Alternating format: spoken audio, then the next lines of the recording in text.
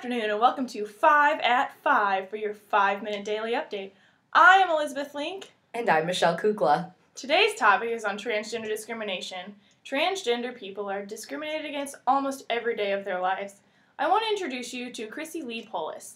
She went into the women's restroom at McDonald's and was attacked by 2 teenage girls. The girls spat in her face, dragged her by her hair, ripped the earrings out of her ears, threw her to the ground, and started repeatedly kicking her in the head, causing her to have a seizure. A McDonald's employee recorded the whole thing and posted it on YouTube. Will Mulder is another person who has just been discriminated against.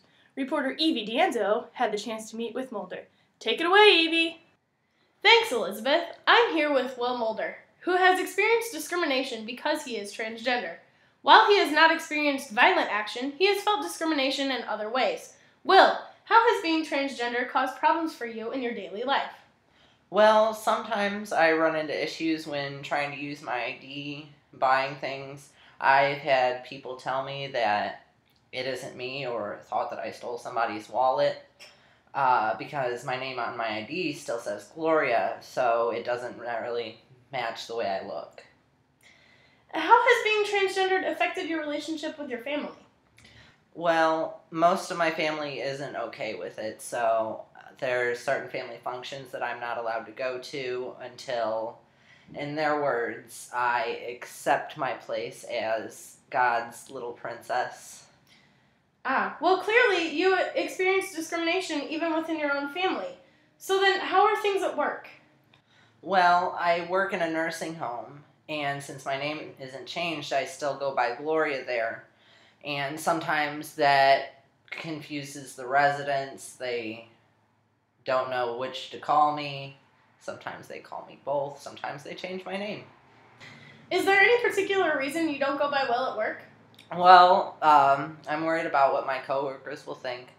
I get along with them all really well, and I know for a fact that quite a few of them would have an issue with it if I were to come out at work. So, being transgender has caused you to face discrimination from strangers, family, and even friends. Wow. Thank you very much, Will, for your insight and for your time. No problem. Elizabeth, back to you. And that's the way the cookies crumble. Thank you, Evie.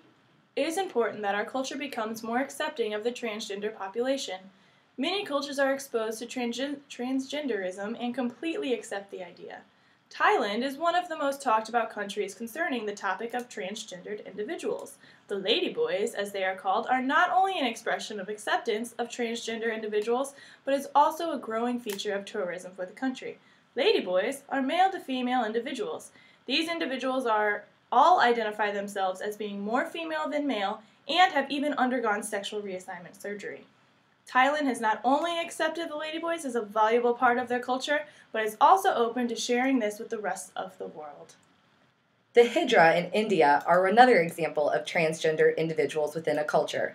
The Hijra are often born male or sometimes intersex, but identify as female. Those individuals leave their families and join a group of other Hijras. The Hijras are regarded to be religious in many ways and often make a living that way.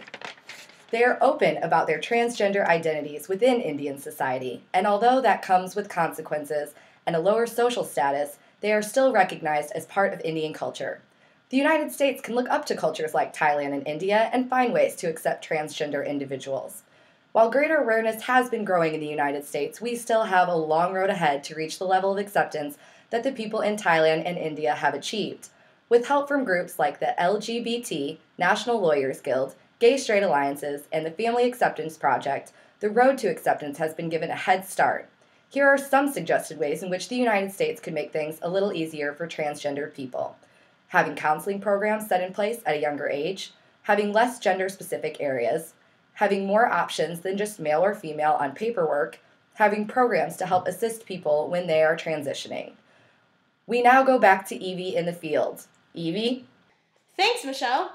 Earlier today, a town hall meeting took place discussing the importance of protection laws to be put in place in St. Louis City. Chloe Astor Huntington from Trans Haven, St. Louis had this to say about why protection laws are important. Be a full transition from one sex to another. that in the workplace or related to real estate issues and whatnot can present problems and can present discrimination.